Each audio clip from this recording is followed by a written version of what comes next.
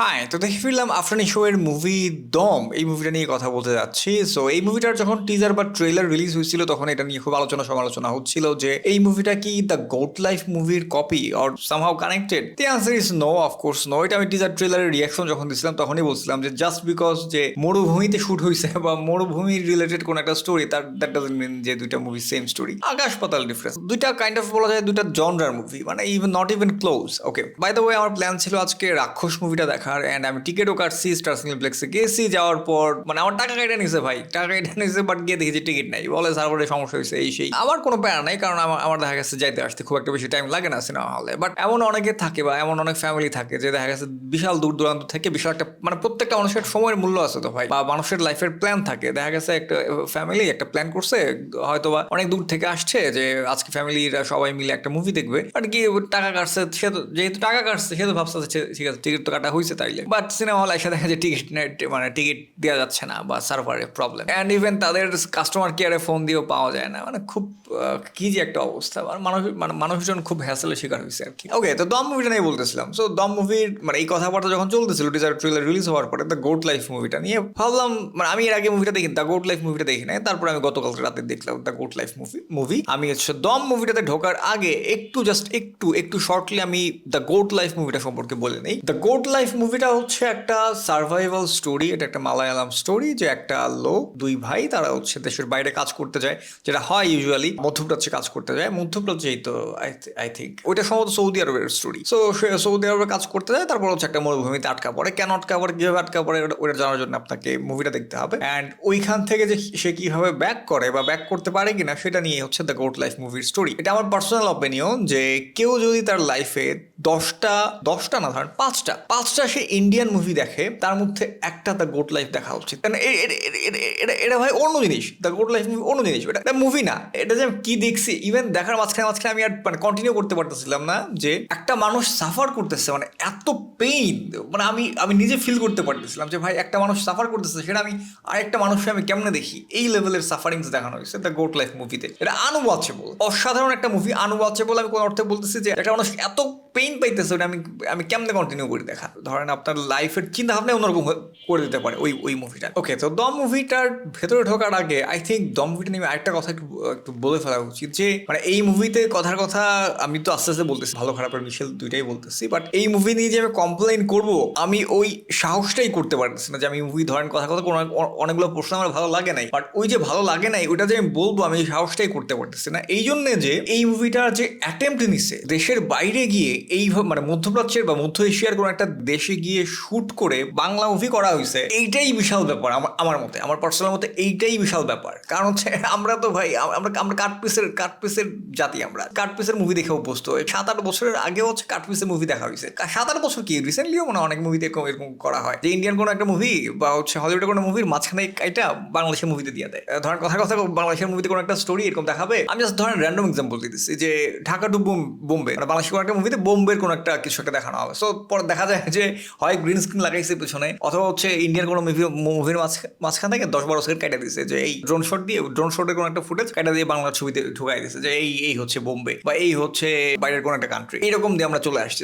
So সেইখানে ফুল একটা movie মরুভূমির স্টোরি আমি দেখতেছি, অ্যান্ড অরিজিনাল ফুটেজ শুট করে নিয়ে এসে মুভিটা বানানো হয়েছে। সেই মুভি সম্পর্কে আমি কমপ্লেন করবো, ওই সাহসটা আমি করতে পারতেছি না। দম মুভির স্টোরিটা নিয়ে যদি বলা যায়, স্টোরি সম্পর্কে আই থিঙ্ক বেশি কিছু বলার নাই, কারণ মোটামুটি সবকিছুই তারা রিভিল করে দিচ্ছে। মুভিটা একটা আলোচিত ডায়লগই তো এরকম ছিল যে আমি শাহজাহান ইসলাম নূর, বাংলাদেশি মুসলমান। কাজে স্টোরিটা হচ্ছে এরকমই যে একজন বাংলাদেশি মুসলমান, তার নাম হচ্ছে শাহজাহান ইসলাম নূর, আফগানিস্তানে সে যায়, অ্যান্ড হচ্ছে ওখানে একটা কাজ করতে যায়। সন্ত্রাসী গোষ্ঠী বলতে পারেন বা বিদ্রোহী গোষ্ঠী বলতে পারেন, আপনি যাই বলেন না কেন।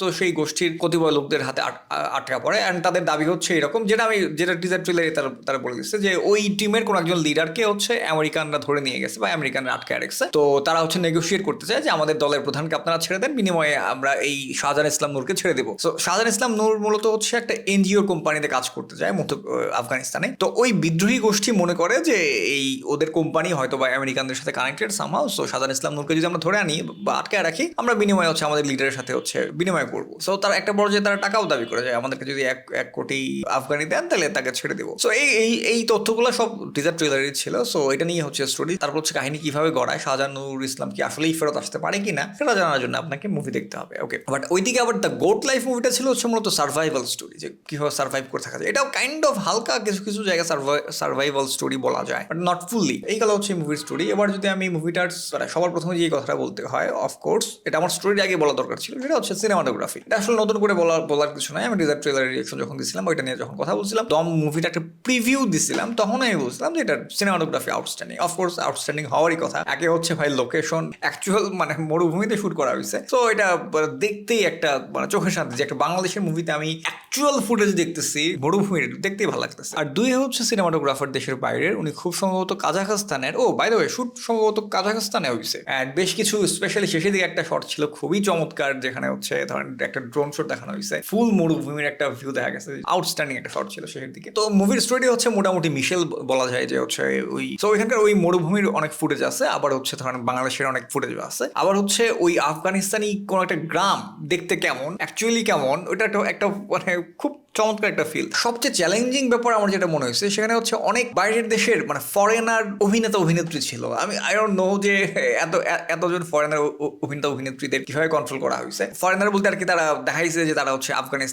আফগানিস্তানের লোকজন, বাট যদিও অ্যাকচুয়ালি কোন দেশের অভিনেতা অভিনেত্রী তারা সেটা আমি জানি না, বাট দেখাইছে তো আফগানিস্তানের। অ্যান্ড ইউজুয়ালি দেখা যায় যে বাংলাদেশের কোনো মুভিতে কোনো ফরেনার কোনো ক্যারেক্টার নিলে দেখা গেছে এমন ভাবে কোনো একটা ক্যারেক্টার দেয় যে মানে একটা হাসির পাত্র বানায় ফেলে, এরকম একটা সিচুয়েশন তৈরি করে ফেলে। বাট এখানে কমপ্লিটলি ডিফারেন্ট ব্যাপার। আই থিঙ্ক বাংলাদেশে এই প্রথম প্রপারলি বাইরের দেশের বা ফরেনার এতগুলো অ্যাক্টর অ্যাক্ট্রেস নিয়ে সুন্দরভাবে এক্সিকিউট করতে পারছে। I think this is the first. আর হচ্ছে অভিনয়ের কথা আসলে নতুন করে বলার কিছু নাই। অফকোর্স আফরান ইস্যু আছে, চঞ্চল চৌধুরী আছে, তাদের অভিনয় নিয়ে আসলে মানে এক্সট্রা করে বলার কিছু নাই। আর পূজাচেরি কমপ্লিটলি ডিফারেন্ট এক পূজাচেরিকে আমি দেখতে পাইছি। আগের কোনো মুভিতেই এইরকম পূজাচেরিকে আমি দেখতে পাই নাই। মানে পূজাচেরির যে কয়েকটা মুভি আমি দেখছি কমপ্লিটলি ডিফারেন্টলি সে নিজেকে প্রেজেন্ট করছে। স্টোরি নিয়ে তো বলেই ফেললাম। এবার আসেন হচ্ছে background music was good, very good. সবচেয়ে বড় কথা কি, ব্যাকগ্রাউন্ড মিউজিক হচ্ছে পার্সোনাল চয়েসের উপর। বাট আমার কেন জানি মনে হচ্ছে যে ব্যাকগ্রাউন্ড মিউজিকটা নিয়ে আরো অনেক কিছু চাইলে করতে পারতো। কারণ হচ্ছে একটা গান ব্যবহার করা হয়েছে, গানের থিমটা কাইন্ড অফ মিলে যায় হচ্ছে স্বপ্ন যাবে বাড়ি আমার,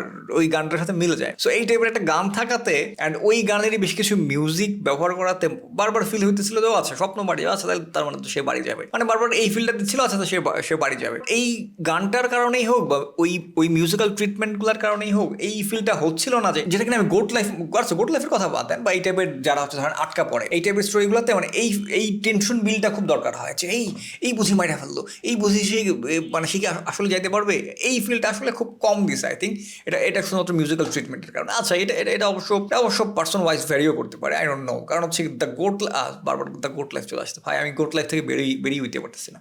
এটা কি দেখলাম আমি, গোট লাইফ দেখছি তো বারবার ওই কম্পারিজনের ব্যাপারটা চলে আসে। গোট লাইফের মিউজিক্যাল ট্রিটমেন্ট এত জোস মানে মাথার মধ্যে মিউজিক দিয়ে ধরেন অর্ধেক খেলে দিচ্ছে দ্য গোট লাইফ মুভিতে। সো এখানেও মিউজিক দিয়ে অনেক কিছু করা যেত, যে যখন ধরেন দেখাইতেছে যে মানে মরুভূমির সার্ভাইভাল কিছু একটা অংশ ছিল যেখানে সে সার্ভাইভ করতেছে একটা লং পোর্শন টাইম। সো ওই সার্ভাইভাল টাইমটা গোট লাইফের মধ্যে যদি ওই রকম মিউজিক্যাল ট্রিটমেন্ট দিতে পারতো সেই হইতো। সো ব্যাকগ্রাউন্ড মিউজিকটাকে আমি এভারেজে রাখবো। আর সং মনে হয় কয়টা, 2টা না 3টা সং ছিল, গুড, লাভড ইট। মানে নট রিমার্কেবল সংস, যেটা অন্য অনেক মুভিতে রিমার্কেবল সংস হয়ে যায়, ওইরকম কিছু না হইলেও গুড। এইবার হচ্ছে আমি মুভিটা সম্পর্কে ছোটখাটো একটা কমপ্লেন যদি করতে চাই, সেটা হচ্ছে এই মুভির যে ক্যারেক্টার শাহজাহান ইসলাম নূর, তাকে আর কি আটকায় রাখে ওই বিদ্রোহী গোষ্ঠী, তার প্রতি খুব একটা না টর্চার দেখানো হয় নাই, বা খুব একটা সাফারিংস আমি ফিল করি নাই। যে শাহজাহান ইসলাম নূরকে যে খুব সাফার করতে হইতেছে এরকমটা আমার ফিল হয় নাই। আমার কাছে মনে হচ্ছে আরো টর্চার টাইপের কিছু একটা, অথবা আরো সাফারিংস দিতে পারলে জিনিসটা আরো ফিল করা যেত, যে তার প্রতি আমি আরো বেশি স্যাড ফিল করতাম, বেশি কানেক্টেড ফিল করতাম। সো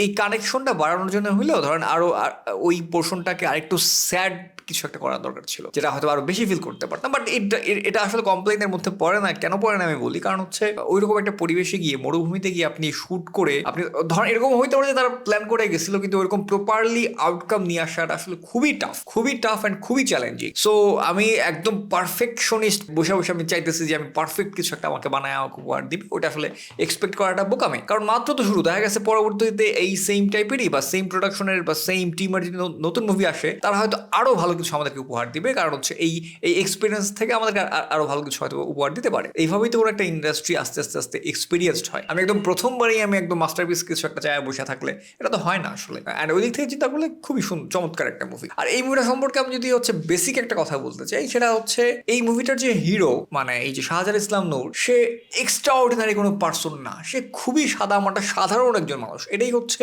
এইবারকার এই মুভিটার বিশেষত্ব, যে এই মুভির মেইন ক্যারেক্টারের কোনো বিশেষত্ব নাই। অন্যান্য যে কোনো মুভিতে, সেটা আপনি ধরেন কোনো কমার্শিয়াল মুভিতে বা অন্য যে কোনো টাইপের মুভিতে দেখা গেছে একজন হিরো, যাকে মানে হিরো বলতে আর কি মেইন প্রোটাগনিস্ট, তার মধ্যে ডিফারেন্ট কিছু একটা আছে, তার মধ্যে ব্যতিক্রমী কিছু একটা আছে। সেটা আপনি আমি যদি আফটার নিশোর এক্সাম্পলই দিই, ধরেন সুরঙ্গের কথা, সুরঙ্গের মধ্যে সেটা ডিফারেন্ট ক্যারেক্টার, সে জেল খাটছে, বিশাল টানা পোড়নের মধ্য দিয়ে গেছে, আরও অনেক কিছুই দেখানো হয়েছে।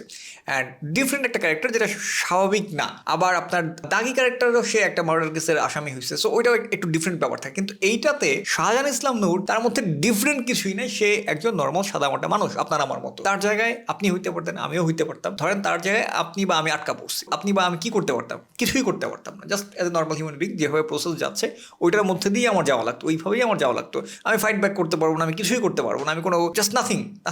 এখানেও তাই। এই মুভির প্রোটাগনিস্টের এক্সট্রা অর্ডিনারি ব্যাপারটাই হচ্ছে এটা, যে তার মধ্যে এক্সট্রা অর্ডিনারি কিছু নাই। এইটা মেনে নিয়ে আপনাকে মুভিটা দেখতে হবে। অ্যান্ড এইটা মেনে নিয়ে আপনি যদি হতাশ হয়ে যান যে কি হিরোর মুভি দেখতেছে, খালি মাইট খায়, বসে থাকে, দাঁড়ায় থাকে, নর্মালভাবে কথা বলে, তার মধ্যে স্পেশাল কিছু নাই। এটাই এই মুভির স্পেশালিটি, যে তার মধ্যে কোনো স্পেশালিটি নাই। এটাও আছে, যেটা আমার একদম শুরুতেই বলা দরকার ছিল, যে এই মুভিটা হচ্ছে একটা সত্য ঘটনা অবলম্বনে নেওয়া। সো চাইলেও অনেক কিছু আসলে সিনেমাটিক ইচ্ছা থাকলেও অনেক সময় করা পসিবল হয় না সত্য ঘটনা অবলম্বনে নিলে। তো ওভারঅল এই ছিল হচ্ছে এই মুভি সম্পর্কে আমার ওভারঅল কথাবার্তা, যে এটা একটা নিউ এক্সপিরিয়েন্স। আমি আসলে এই মুভির সাথে অন্য কোনো মুভিটা আমি এটা আনকম্পেয়ারেবল একটা মুভি, এটা কম্পারিজনই যাওয়া যাবে না, কারণ এটা ডিফারেন্ট জনরার একটা মুভি। সো এটার সাথে আমি যদি প্রিন্সের তুলনা দিই, সেটা কমপ্লিটলি বোকামি হবে, বা অন্য যে কোনো মুভির সাথে তুলনা দিই, জাস্ট বোকামি ছাড়া কিছু না। এটা কমপ্লিটলি ডিফারেন্ট মুভি, নিউ একটা এক্সপিরিয়েন্স, বাংলা মুভি নিউ একটা দিকে ঢুকছে, একটা ডাইনামিকে ঢুকছে আমি বলবো। অ্যান্ড এই ডাইনামিকে যদি আরো ডিফারেন্ট জিনিসপত্র আমরা পাই, I would love to watch that. যাই হোক, বাই দ্য ওয়ে, এই ছিল আমার কথাবার্তা মুভিটা সম্পর্কে। আর আপনারা কে কতটা কেমন যারা দেখছেন তারা জানতে পারেন যে কার কেমন লাগবে।